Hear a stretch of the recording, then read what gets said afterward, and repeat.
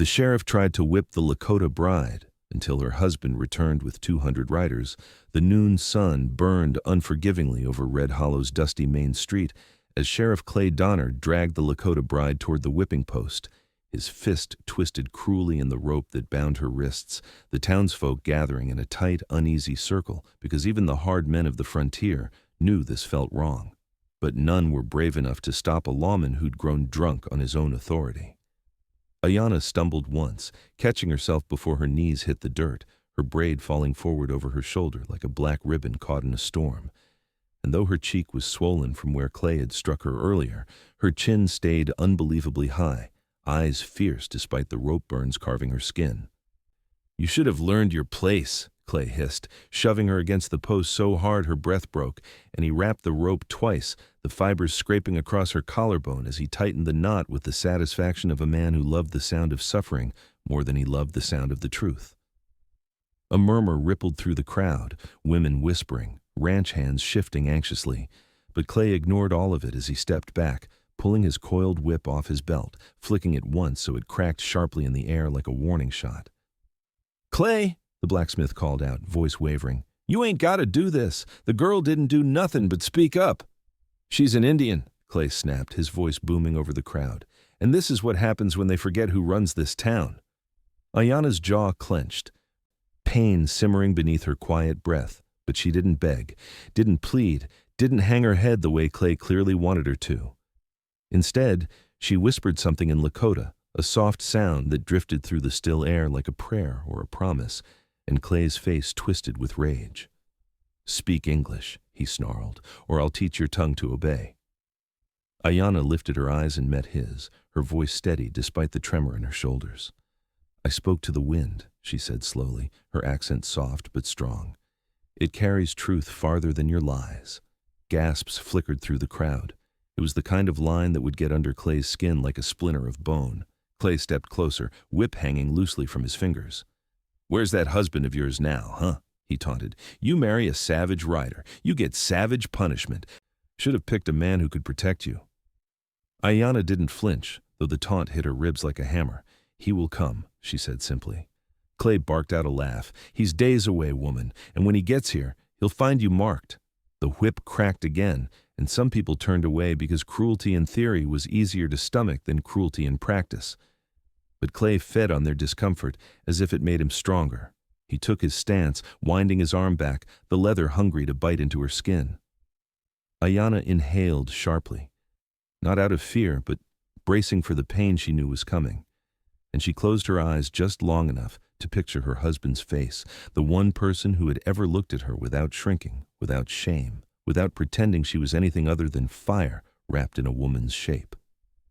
She whispered his name under her breath like a shield. Clay raised the whip higher. "First strike," he said, savoring the words. "Maybe after 3 or 4 you'll learn to bow." Aiyana opened her eyes, steady, unbroken, fierce. And then the sound hit, not the whip, not Clay's breath. Hoofbeats, far off, faint at first, like distant thunder rolling across the plains. Clay froze, irritation flashing across his face as he lifted his head. "What in hell?" The blacksmith stiffened. A child pointed. Aiyana strained against the rope, hope flaring so fast it nearly stole her breath.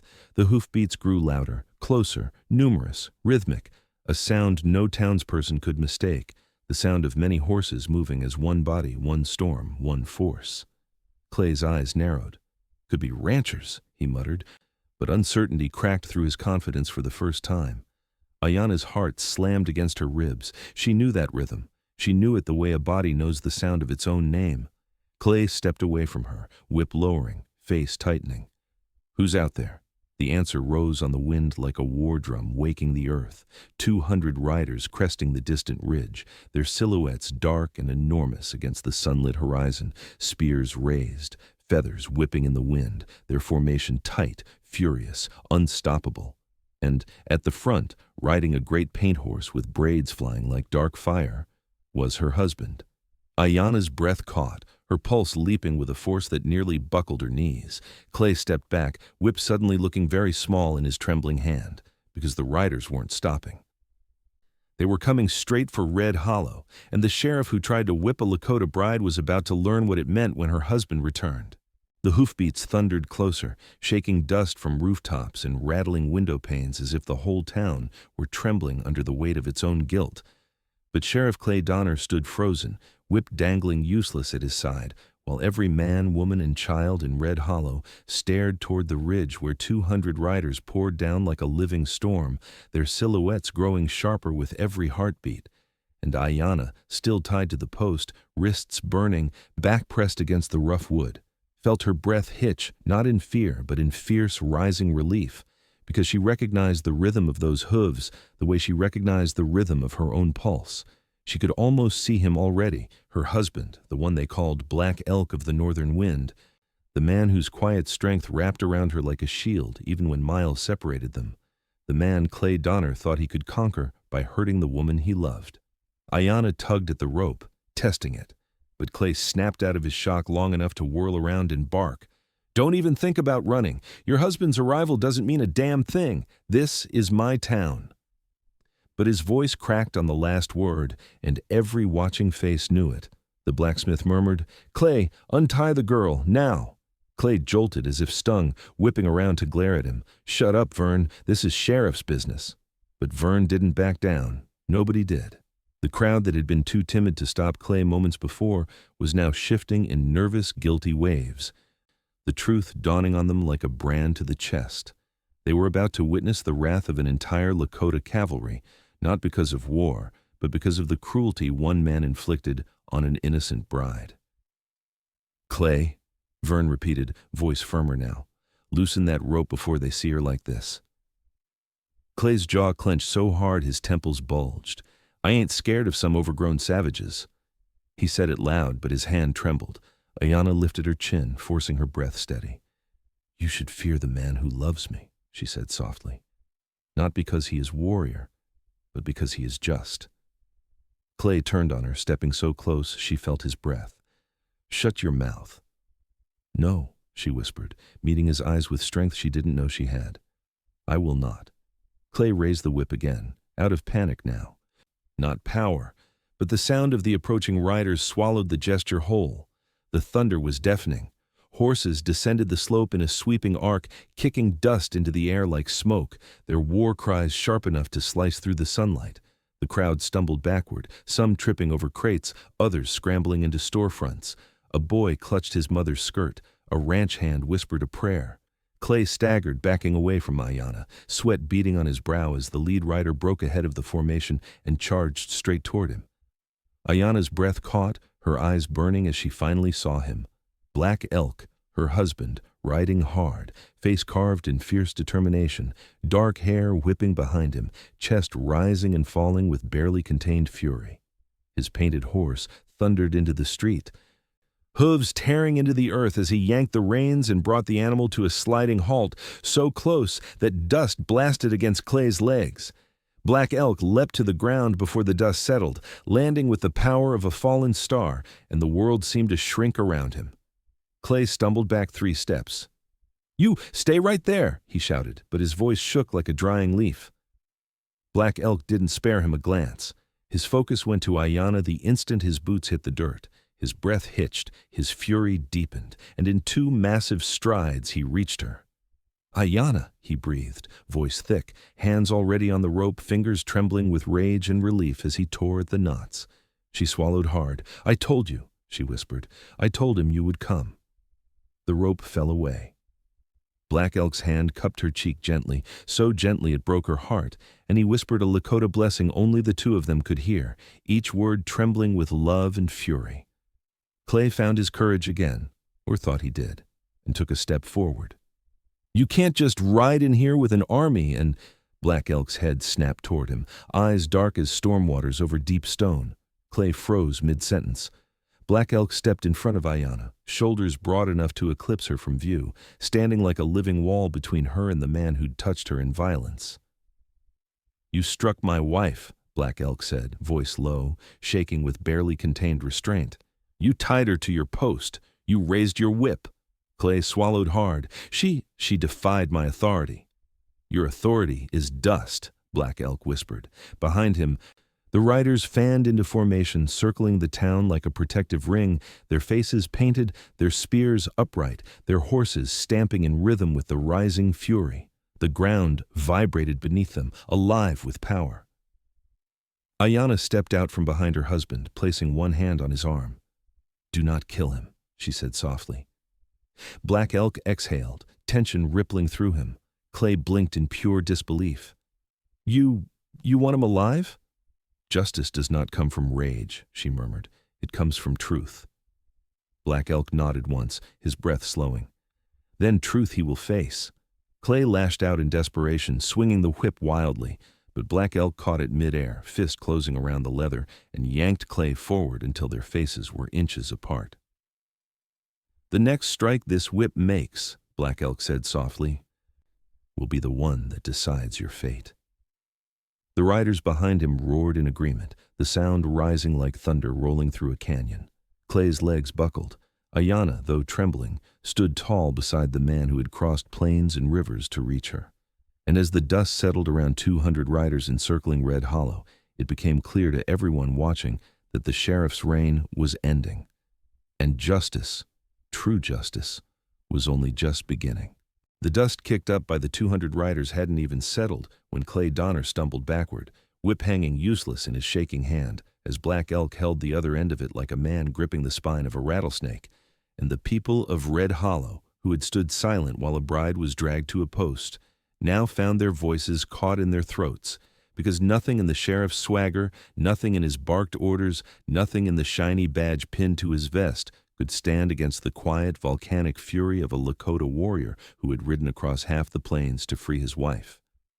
Aiyana moved to stand beside Black Elk, her wrists still raw, the rope burns livid against her skin, and a murmur rippled through the crowd as they realized the sheriff's story, that she'd resisted arrest, that she'd insulted him, that she'd tried to start a fight, had cracked clean in two under the weight of what they had just seen. Clay's voice came out thin and reedy. She attacked me first," he stammered, pointing at Aiyana, though his finger quivered like a cornered animal. "She tried to pull a knife." "A knife?" the blacksmith echoed, bewildered. "She didn't have no knife, Clay." Clay spun on him. "You shut your mouth. You don't know what you saw." But the crowd did know. They had watched Aiyana stand tall, tied to a post, refusing to cry while Clay whipped the air around her to intimidate her. They'd watched him strike her earlier in the morning. They'd watched him drag her through the streets like she was something less than human. And now, watching him stutter excuses in front of 200 riders, their guilt began turning into something sharper. Disgust. Clay stepped back again, stumbling over the hem of his own coat, nearly tripping. This is an invasion," he said, voice rising in strained panic. "You're breaking the law. You can't bring warriors into a white town." Black Elk stepped forward, letting the whip drop into the dirt. "The law broke when you laid hands on my wife," he said, his voice steady, low. "The law broke when you dragged a woman into the street. The law broke when cowardice dressed itself in a badge." The wind carried his words over the crowd, like embers drifting from a fire. Aiyana, still shaking but unbowed, lifted her chin. "The sheriff lies," she said, her voice soft but solid as carved stone. "I spoke truth. He struck me for it." Clay flinched. They can't believe you over me. I'm the sheriff." "Not anymore," Vern muttered. Others nodded. Clay heard it. He heard the beginning of his own fall. "This is mutiny," Clay hissed. "This is treason. You think they care about any of you?" He gestured wildly toward the riders. "These savages!" Black Elk's voice cut through him. "Say that word again," he said quietly. Clay froze. Something in Black Elk's tone, calm, almost gentle, carried more threat than any scream. "Say it," Black Elk repeated, "and you will answer to all 200 of us." Clay's teeth clicked shut. He swallowed hard, Adam's apple bobbing. The riders sat their horses in perfect silence, the kind that echoed louder than any battle cry. Children peeked from behind their mothers' skirts. Men shifted uncomfortably. Women traded glances that blended anger with shame. This wasn't justice delivered by the town. This was justice arriving from outside because the town had failed. Aiyana stepped closer to Clay, not timidly, not fearfully, but with a steady calm that made several bystanders straighten in shame. "Why did you strike me?" she asked. Clay looked away, jaw clenched. "Why did you tie me?" she asked again. Clay's breath caught. "You lied," he muttered. But even he didn't believe it. Aiyana shook her head once, slowly. "The truth is simple," she said. "You struck me because you thought no one would defend me." Her eyes flicked toward the ridge where the riders still poured down, swelling the line of horses like a tidal wave of hooves and painted faces.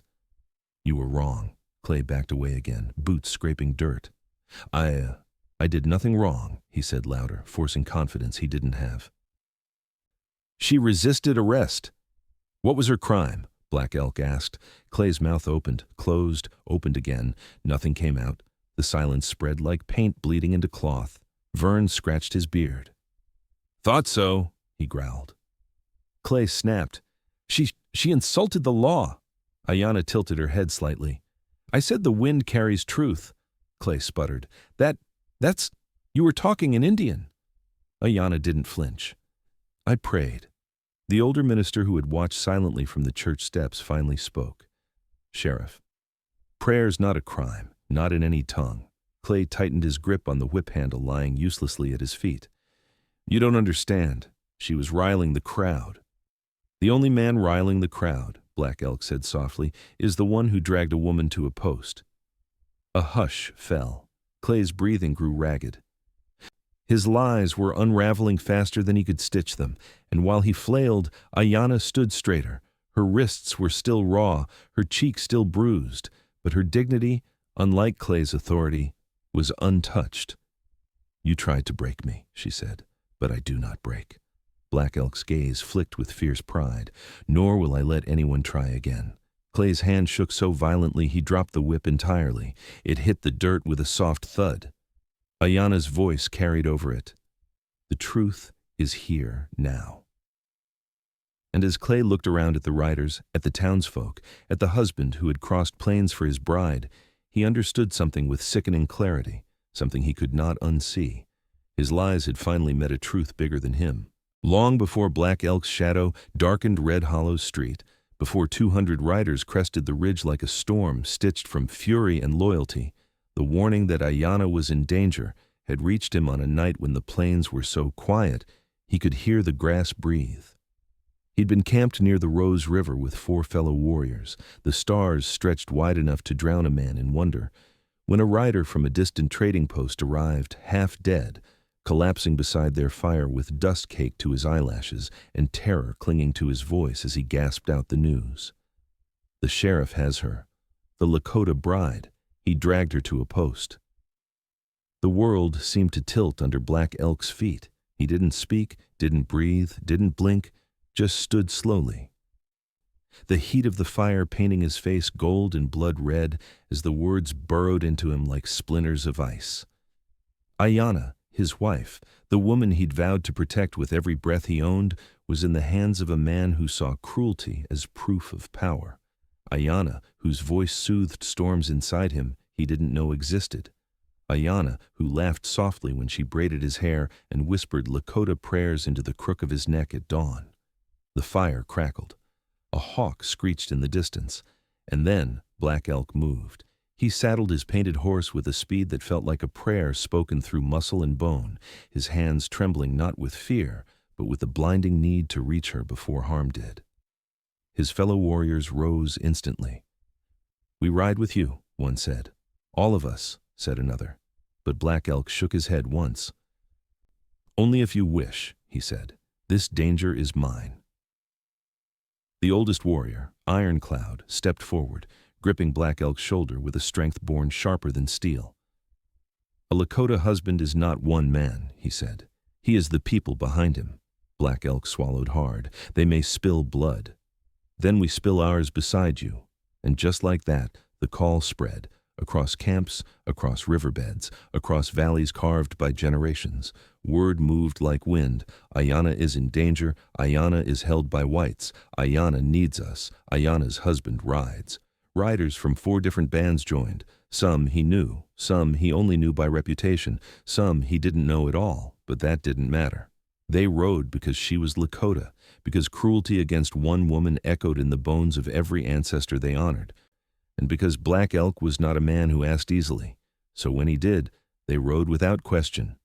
They rode through the night, hooves beating the earth into a steady drum that kept pace with Black Elk's pulse, each mile stretching like a blade inside his chest. He barely spoke, barely breathed. He saw Aiyana as she must have been, alone, surrounded by men who didn't speak her language, who didn't honor her spirit, who saw her dark braid and brown skin as reasons to treat her like a stray dog instead of a bride loved beyond measure. The thought tore through him like a winter wind. Somewhere near midnight, a young warrior rode beside him. "Brother," he murmured, "what will you do when you reach the town?" Black Elk didn't answer immediately. His jaw was tight, his eyes burned, his heart felt like fire trapped in skin. "I will see my wife," he said finally, "and if she has been harmed." He trailed off, but he didn't need to finish. The young warrior nodded. "We understand." They crossed the plains through moonlight that glinted on painted faces and spear tips. They saw coyote eyes watching from the grass. They passed ghost towns, abandoned campsites, dry creek beds, and every mile Black Elk's fear grew heavier and sharper until it felt like a blade being honed into something deadly. Because what terrified him wasn't facing the sheriff or the town. It was the possibility that he might arrive too late. He could not bear the thought. Aiyana was not weak. She was fierce and soft and unyielding in her quiet courage, but she was alone in a town that had no reason to protect her. His hands tightened on the reins. His horse snorted, feeling the tension through leather and muscle. When the first rays of dawn broke over the horizon, they saw the wooden roofs of Red Hollow in the distance. Smoke curled from chimneys. A rooster crowed faintly. It looked peaceful, too peaceful. Black Elk felt something cold settle in his stomach. Then, just as they approached the ridge, one of the scouts galloped back toward him, breathless. "Brother," he gasped, "she's tied to a post." The world went silent. Black Elk didn't remember kicking his horse into a sprint, didn't remember shouting for the formation to follow, didn't remember the exact moment fury replaced fear. All he knew was the sound of hooves pounding like thunder behind him, the wind tearing at his braids, and the sight of the sheriff raising his arm to strike. Too slow, too small, too powerless against 200 riders descending like a storm summoned by love. And when he finally reached the street and saw Aiyana bruised, bound, and still standing tall, something inside him cracked open into a roar the world would remember long after the dust settled. Deputy Harlan Briggs had watched every second of the whipping from the boardwalk outside the jailhouse, his boots planted, but his conscience shifting like loose sand under him, because even though he'd worn Clay Donner's badge beside his for 3 years and had followed most of the sheriff's orders without blinking, this time something inside him twisted hard, like a rope pulled too tight, and he found himself gripping the porch post until his knuckles turned bone white. He had known Clay was harsh, had known Clay carried a temper that flared like a lantern dropped in a barn full of hay, but he'd always convinced himself the sheriff's cruelty had lines. Lines Clay would never cross, lines Harlan assumed every lawman respected. But watching Aiyana tied to the whipping post, watching Clay spit venom at a woman who hadn't raised a hand against him, watching him coil that whip like he was preparing to break a wild horse instead of a human being, Harlan felt something snap deep in his gut. He tried to speak earlier, tried to mutter something about stopping, but fear kept choking him. Fear of Clay, fear of losing his badge, fear of being seen as weak. But now, as the echo of 200 riders thundered through the town like the heartbeat of the plains themselves, Harlan understood with a sickening clarity that silence was not safety. Silence was guilt, and guilt was a noose tightening around his own throat. The sheriff's lies had begun unraveling, and Harlan realized he was tied to every one of them. As Clay backed away from Aiyana, sputtering excuses, Harlan felt every eye in Red Hollow shift, uncertain, accusing, waiting. He stepped off the boardwalk slowly, boots crunching gravel, and for the first time since donning his star, he lowered it with trembling fingers, pulling the pin free until the metal felt cold and foreign in his palm. "Clay!" he called, voice shaking but loud enough to cut through the murmurs. "You need to stop talking." Clay whipped around, eyes wide. Harlan, what are you doing?" Harlan swallowed hard, forcing himself not to look at Aiyana's bruised cheek or the rope burn still raw around her wrists. Tell him the truth," he said. "Tell him what she really did." Clay's face contorted. "She defied my authority. She insulted this badge. You saw it." But Harlan shook his head slowly. "I saw her speak calm. I saw you lose your temper. I saw you swing first." The crowd hushed, leaning in. Clay's jaw twitched. "You shut your damn mouth." "No," Harlan said louder this time. "Not anymore." Clay sputtered with disbelief, then fury. "You little coward," he hissed. "You're just scared because her husband brought an army. You're trying to save your skin." Harlan's throat burned with shame. He had been trying to save his skin, maybe for too long. "I ain't proud of how long it took," he said, "but I ain't standing behind a man who whips a woman just for talking." Aiyana blinked, a flicker of something like gratitude in her eyes. Black Elk straightened behind her, studying Harlan with the quiet, assessing gaze of a warrior deciding whether a man carried truth or just another lie. Harlan forced himself to meet that gaze, even as fear twisted through him. "She didn't break the law," he said. "You did." "Clay?" A ripple moved through the crowd like wind cutting across tall grass. Clay's face went red, then purple, then something uglier. "You're finished," Clay snarled. "You're done in this town." Harlan nodded once. "If following you is what keeps a man's job, then I guess I'm done." He tossed the badge at Clay's feet. It hit the dirt with a soft metallic thud, soft but loud enough to shift the weight of the entire street. Clay stared at it like it was a rattlesnake coiled to strike. "Pick that up," Clay hissed. "You're still my deputy." But Harlan shook his head. "I won't serve a sheriff who's scared of truth." Clay lunged, grabbing Harlan by the collar, but he froze mid-motion as a spear, long, polished, and sharp enough to split bone, came to rest inches from his throat. A Lakota rider had stepped forward from the circle, face painted with blue streaks of storm wind, expression calm but cold as stone. Clay's breath hitched. Harlan didn't move, didn't breathe, didn't dare blink. Black Elk stepped in beside the rider, his voice low as he said, "Your own men are leaving you, Sheriff. That is the truth you fear most." Clay let go of Harlan's collar like it burned him. Harlan stumbled back, gasping.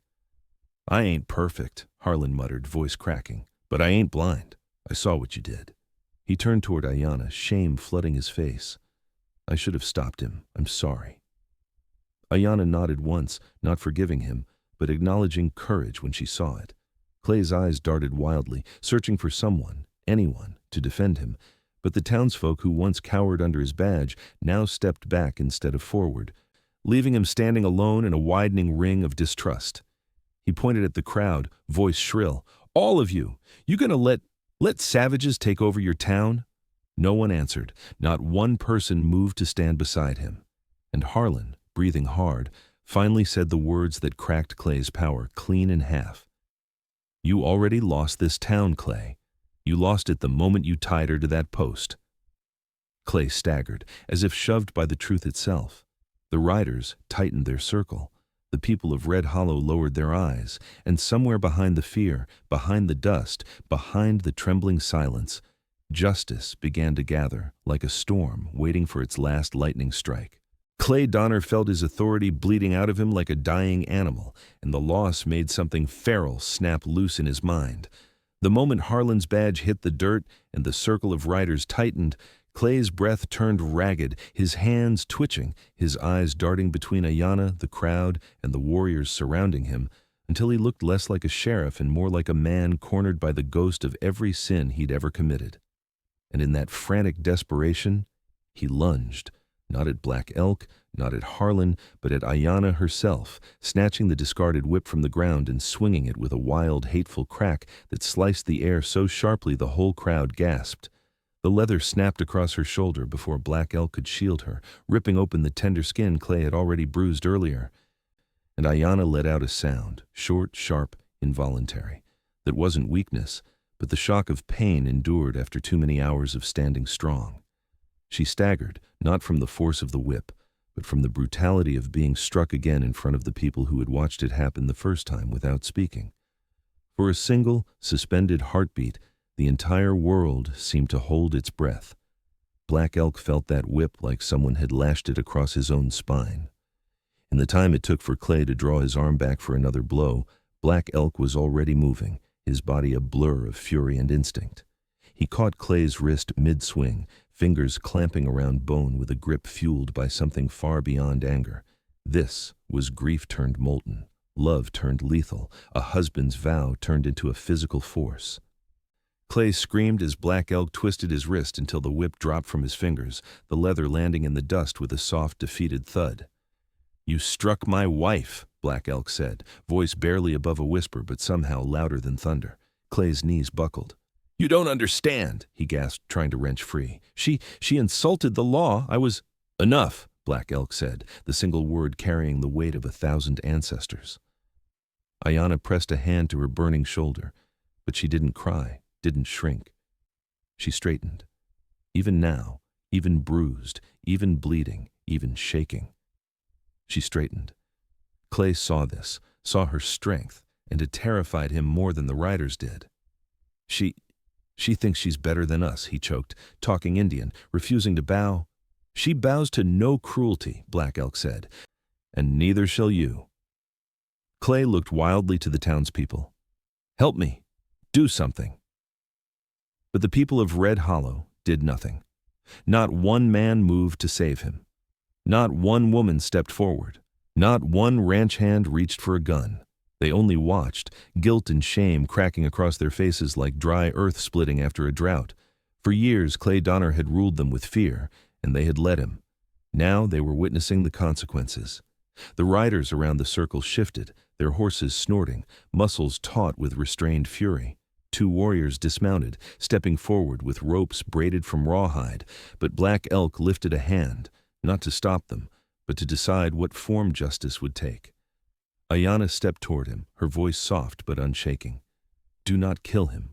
Clay stared at her as if she'd spoken a foreign language. "What? You're sparing me?" Aiyana didn't look at him. She looked at her husband. "Blood cannot heal what he did," she whispered. "If he dies, his lies die with him. Let him face the truth he tried to bury." Black Elk studied her for a long, heavy moment. The fury in him was still burning, still bright, still hungry, but Aiyana's voice tempered it the way water tempers fire, not extinguishing, but shaping. Finally, Black Elk nodded once.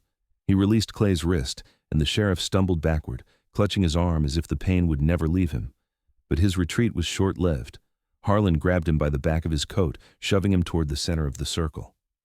"You ain't running," Harlan said coldly. "Not from her, and not from what you did." Clay's legs shook so badly he nearly collapsed. This is mob justice," he stammered. "I'm the law." "You are the crime," Aiyana said. Her words hit harder than any blow. Clay's knees gave out and he crumpled into the dirt. He looked up at Aiyana with something desperate and broken in his eyes, a man suddenly aware that the world he controlled was gone, replaced by one he could never dominate. "What do you want from me?" he gasped. Aiyana stepped forward, bruised but unbroken. "The truth," she said. "Tell them why you struck me." Clay's mouth opened, closed. The silence stretched, taut as a rope. Then something in him broke, not nobility, not remorse, but fear, the kind that rips through a man like cold water. "I hit you because you made me look small," he whispered, "because you didn't cower, because you spoke in a tongue I couldn't control." The crowd gasped. Clay kept rambling, unraveling. "I thought if I broke you, people would fear me again. I thought if I punished you, your husband wouldn't come back." Black Elk's breath shuddered with rage, restrained by Aiyana's presence. Aiyana didn't move, didn't blink. Her voice was steady. "Fear is not respect," she said. "You ruled through shadows. My people rule through truth." Clay's breath came in panicked bursts. He reached for the dirt, as if he could claw his way out of the circle that had become his judgment ground. But there was no escape. 200 riders watched. The town watched.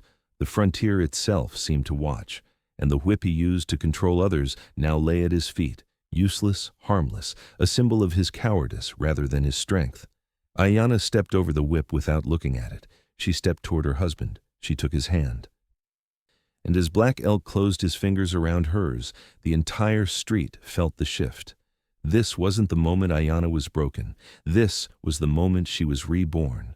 The moment Clay Donner's power died, the moment justice began to sharpen its edge for the final blow. Black Elk turned fully toward Aiyana as the last of the riders filled the ridges and valleys surrounding Red Hollow. And for a moment the entire world shrank to the space between them, a space carved by fear, crossed by devotion, and now held together by a thread of breath as he lifted her chin with trembling fingers, his voice barely a whisper as he said her name, Aiyana, like it was both an apology and a prayer. She tried to answer, but the words tangled in her throat because the shock of everything, the whip, the humiliation, the long hours tied to the post, the helplessness she refused to show, finally cracked inside her now that he stood before her alive and furious and whole, and the tears she had fought with every fiber of her spirit began to rise unbidden, trembling at the edges of her lashes. He dropped to one knee, right there in the dirt where the sheriff had tried to break her, and pressed his forehead gently to her uninjured shoulder, breathing her in as though he needed proof she was still here, still breathing, still his.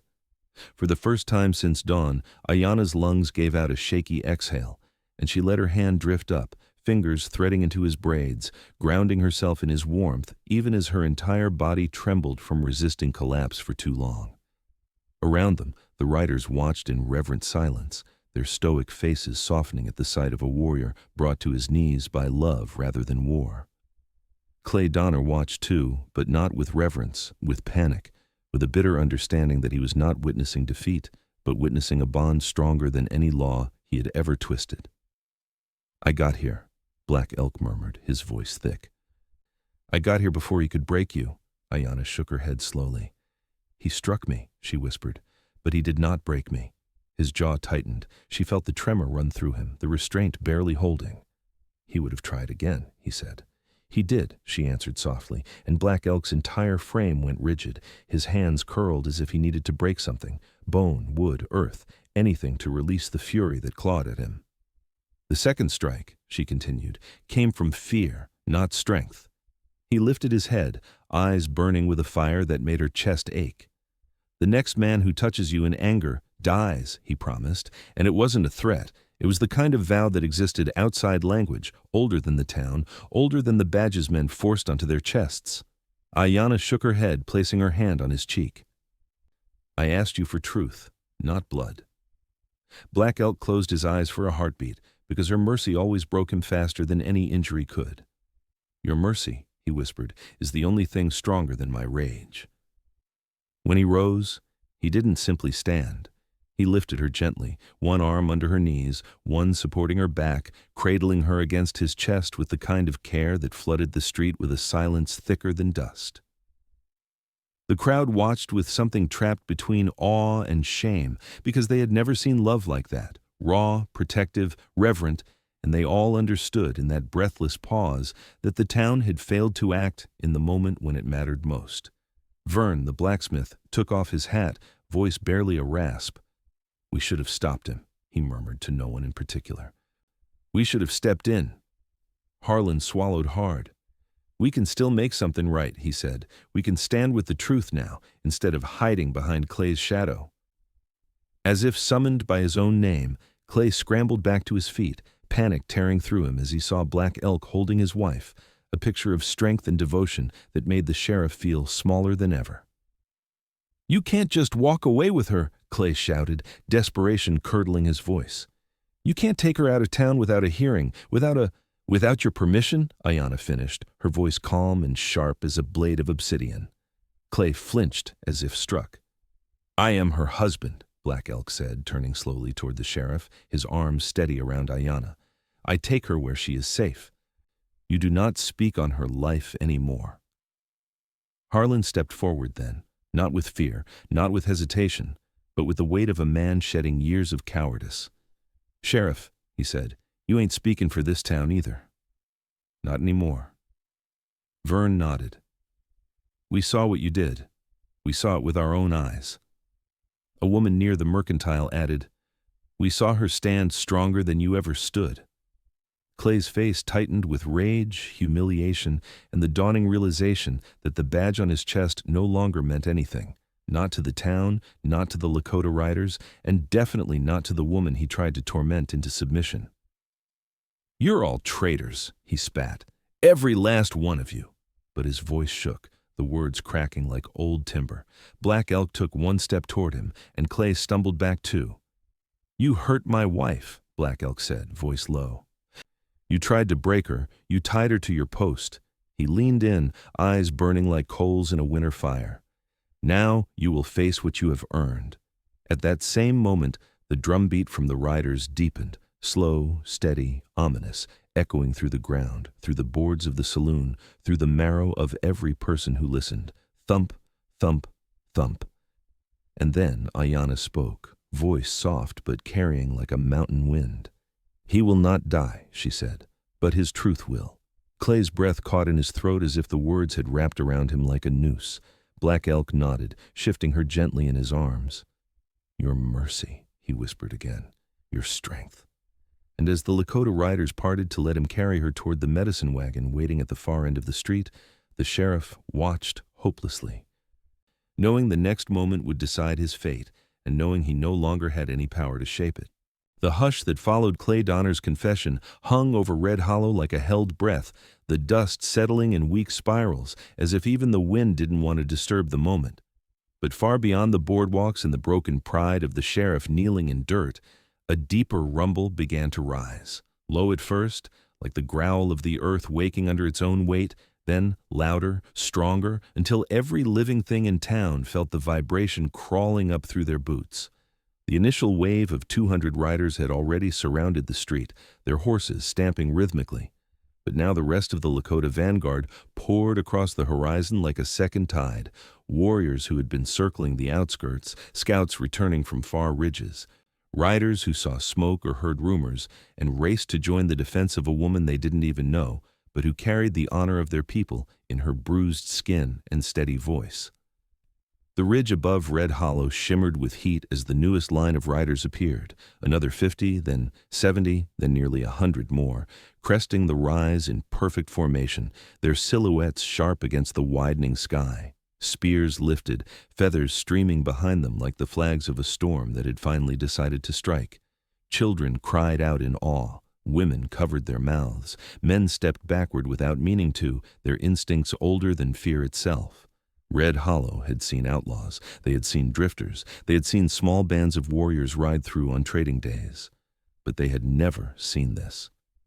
Never seen a unified Lakota front arriving not as conquerors, not as raiders, but as the thunderous answer to a cruelty the town had allowed to happen under its own roof. Clay stared up at the ridge with wide, unblinking eyes, his breath shallow, his face the color of old ash. No, this ain't real," he choked. "There ain't that many riders in the whole territory." Vern, the blacksmith, shook his head slowly. "Sheriff, you done poked a bear the size of a mountain." Harlan, no longer deputy, crossed his arms. "And now the mountain's looking back." The new riders descended in a wave, hooves pounding, dust exploding under them, their cries echoing off the storefronts, off the church steeple, off the very bones of the valley, until the entire town looked encircled by an ocean of painted faces and iron discipline. Black Elk did not react with surprise.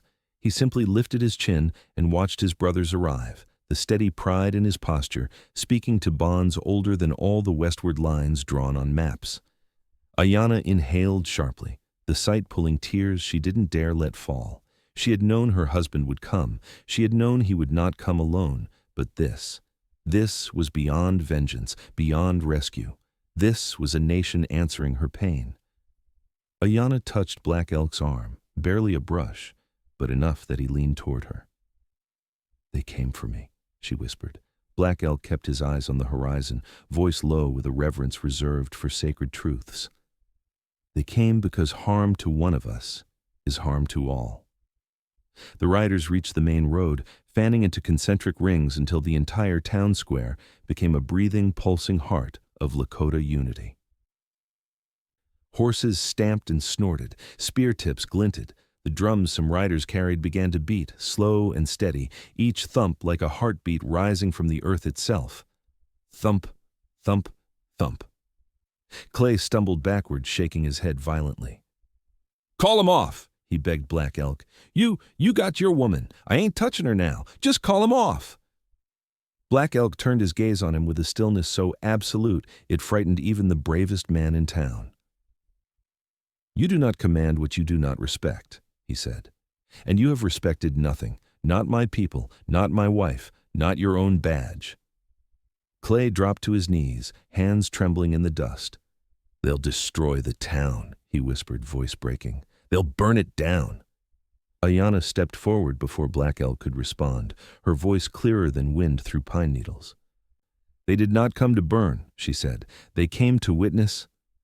The sentence washed over the crowd like a sudden quiet mercy. But it was not mercy Clay understood. He grabbed fistfuls of dirt, trying to cling to the last threads of control. "Witness what?" he rasped. Aiyana met his eyes with a calm steadier than stone. "Witness who you truly are." The murmur that spread through the townsfolk wasn't fear. It was awakening. Men who had shrugged off Clay's temper now saw it sharpened into cruelty. Women who had looked away saw what looking away had cost. The blacksmith wiped his face with shaking hands. "We let this happen," he said to no one in particular. "We let it," Harlan nodded. "And now the riders came to show us how small we all were." But the riders weren't small. They were vast, powerful, solemn, yet not a single one raised a weapon toward the innocent. They didn't need to. Their presence alone was judgment. Aiyana's chin lifted, her wrist still raw, her voice soft but carrying like a bell. "My husband did not bring an army to kill," she said. "He brought them so you would understand the weight of what nearly happened here." Clay's eyes darted between every face, searching desperately for someone, anyone, to defend him. None did. And in that silence, the ground trembled again, not with riders, not with drums, but with the realization spreading through Red Hollow that the sheriff who once controlled their town now stood as the smallest, weakest man among them. Black Elk stepped beside Aiyana, taking her hand with gentle certainty. "The riders arrived," he said softly to her, "because the world needed to see you were never alone." And as the drums continued beating, slow, steady, inevitable, the sheriff's power died completely, swallowed by the horizon he had never learned to respect. The circle tightened slowly, deliberately, like a great living noose woven from horsehair, dust, and the thunder of 200 disciplined hearts beating in perfect unison. And the moment Black Elk carried Aiyana toward the medicine wagon, the riders shifted as one body, front ranks dismounting with fluid precision, rear ranks raising spears that caught the sun in sharp flashes, middle ranks guiding their horses into a slow, spiraling formation that enclosed Red Hollow so completely that no man could have run 5 steps in any direction without meeting a warrior's chest or a sharpened blade. The town had never been quiet like this, never held captive by silence rather than fear. And every soul present understood instinctively that this was no raid, no act of war, but a ritual of truth. A reckoning meant to expose everything weak and rotten that had been hiding beneath Clay Donner's badge for far too long. Clay himself seemed to shrink as the circle closed. He spun once, twice, eyes wild, sweat streaking the dirt on his face, gaze darting between open storefronts, locked doors, townsfolk who stepped away instead of toward him, and the riders whose calm expressions terrified him far more than any raised weapon ever had. "You can't do this!" he shouted hoarsely, pointing at the riders as though volume could rebuild the authority that had already bled out of him. "This is illegal! This is a takeover! You people don't understand civilized law!" A warrior near the front took one slow step toward him, his long braids swaying like dark ropes, his eyes cold. "You speak of law," he said, voice deep, steady, "yet you do not understand justice." Clay flinched, stumbling backward until he nearly tripped over his own shadow. Behind him, Vern the blacksmith cleared his throat, his voice rough with shame. "Clay, enough. We seen what you did. We saw you hit her, saw you tie her up. You ain't speaking truth, not now, not ever."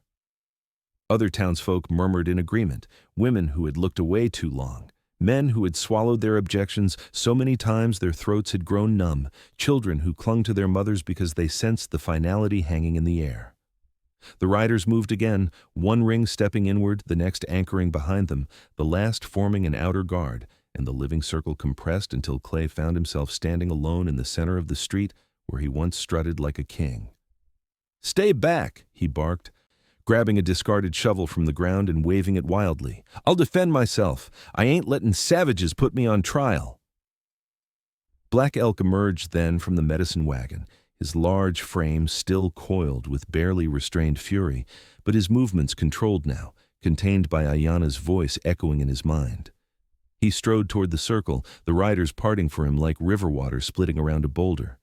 The moment Clay saw him, the sheriff let out a choked sound, not quite a scream, not quite a sob, but something broken, something stripped of all pride. You stay away from me," Clay whispered, raising the shovel higher, though his grip trembled so badly he nearly dropped it. Black Elk stopped a few feet away, his shadow falling over Clay like a verdict. "Put down your weapon," he said calmly. Clay shook his head, voice cracking. "I got a right to defend myself." Black Elk's eyes narrowed, not in anger, but in disbelief at the man's delusion. "You defended nothing," he said. "You attacked a woman tied to a post." A ripple of shame moved through the onlookers. Clay's face twisted. "I'm the law. I can do what's needed to keep order." "You mistook cruelty for order," Aiyana's voice called from behind Black Elk. She walked toward them slowly, despite the pain etched across her shoulder, and the crowd parted for her as though the earth itself moved beneath her feet.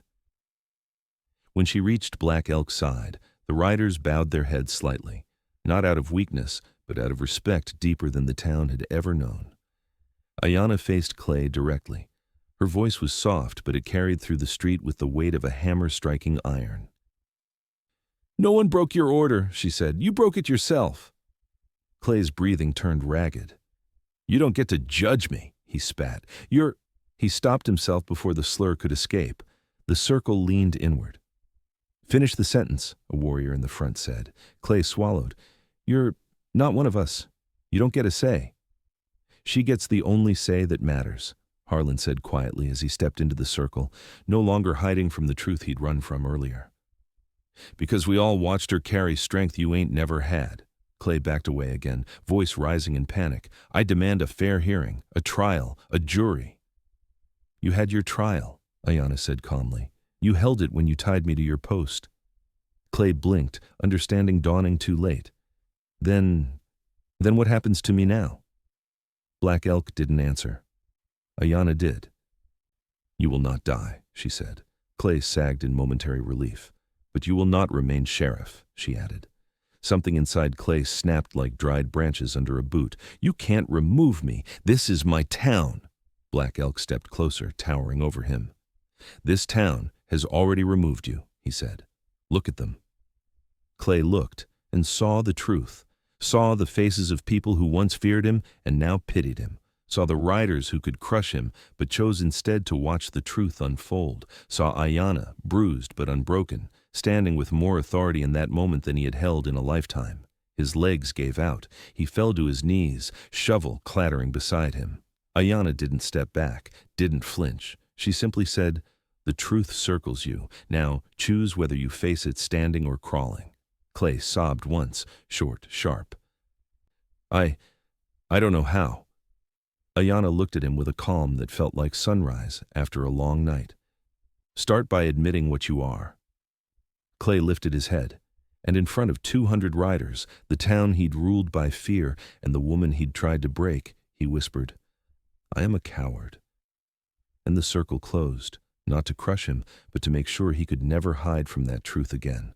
The word coward hung in the air like a bell tolling the end of an era. And as Clay knelt trembling in the dirt, the riders holding the circle did not move, did not blink, did not whisper. They simply watched, their stillness heavier than any gallows, while behind them the townsfolk stood in an uneasy hush, realizing this moment was not only Clay's judgment, but their own. They had let him grow into a monster, had let his temper pass as law, had let his cruelty be called discipline. And though none had swung the whip, The silence they offered had been a second lash across Aiyana's skin. Black Elk placed one hand gently on Aiyana's back as she stood at the center of the circle, her posture tall despite the pain radiating across her shoulder, her presence commanding in a way no badge could ever mimic. She stepped closer to Clay, her bare feet brushing the dust, her voice quiet but clear enough for the whole valley to hear. "Do you know why my people came?" she asked. Clay shook his head helplessly, eyes still wide, breath shaking. "To kill me," he whispered. "To burn the town." Aiyana exhaled slowly, pity crossing her features, not for his suffering, but for the smallness of his understanding. "No," she said softly. "They came to ensure the world would hear the truth of what you did." Clay blinked, tears streaking the grime on his cheeks as he looked up at her. "And what happens now?" She didn't answer immediately. Instead, she looked back at the riders, men whose eyes had watched injustice for generations, men who carried stories of broken promises and stolen land and families shattered by the same frontier Clay had pretended to defend. They gave no nods, no gestures, no words. They simply waited for her decision, because the moment Clay raised his hand against her, his fate had left the realm of law and entered the realm of spiritual judgment. "You will leave this place," Aiyana said at last. "You will lay down your badge, your gun, your horse. You will walk away with nothing you used to wield against others." Clay swallowed, the smallest flicker of hope or disbelief passing through him. "That's it?" he asked, voice cracking. You're banishing me?" "I am freeing this town from your shadow," she replied, "and I am freeing you from the lie that you ever carried honor in the first place." Behind her, Black Elk lifted his chin. "If you return," he added quietly, "you will not be given mercy twice." Clay's eyes darted wildly to the townsfolk, seeking some last remnant of loyalty. But every face he found reflected the same truth. They wanted him gone. They needed him gone. Because in protecting him for years, they had become complicit in everything they pretended not to see. "Choose," Aiyana said. "Leave now, or face the justice you gave to others." Clay's lip trembled. I'll go." She nodded. "Then stand." He struggled upright, legs shaking, dropping the shovel, the whip, the badge. When he removed the badge, the silence deepened, as though even the birds understood this was the burial of a reign built on fear. He looked at Aiyana one last time, face pale. "You should have bowed," he muttered weakly. Whether to her or to the truth, no one knew. Aiyana shook her head. "I bow only to what is right." Clay staggered through the loosened part of the circle, not as a sheriff, but as a broken man stripped bare. The riders parted reluctantly, watching every step he took until he disappeared down the long road leading out of Red Hollow, a road he had once ridden with pride and now walked with dishonor. When he was gone, the riders let out a low, unified exhale, relief not for vengeance, but for justice done. Black Elk turned to Aiyana, touching her cheek with a gentleness that made several onlookers swallow hard. "You chose mercy," he murmured. "Because mercy is stronger," she replied, leaning briefly against him. Vern approached cautiously, hat in hand. "Ma'am, we owe you an apology, all of us." Aiyana studied them, not with resentment, but with the steady, quiet dignity that had carried her through the worst hours of her life. "Do better," she said simply. "That is apology enough." And the town, humbled, shaken, reborn, nodded. The circle of riders slowly expanded, warriors mounting their horses again as the drums eased into a gentler rhythm. When Black Elk lifted Aiyana onto his own horse, cradling her as though she were glass and fire at once, the town watched with reverent silence. "It is done," he said, raising his voice slightly as the riders prepared to move. "Let this day teach you what truth looks like when spoken by a woman who refuses to break." Aiyana rested her forehead lightly against his jawline, eyes closing. She had not broken. She had remade the world around her, and as 200 riders began to move as one, carrying her away from the place where she had suffered and conquered, the story of the Lakota bride spread across every wind that touched the valley, because justice had arrived on horseback and left the town forever changed. And that's how a bride stood taller than every man who tried to silence her. Tell me, do you believe mercy makes a person stronger, or does justice demand something harder?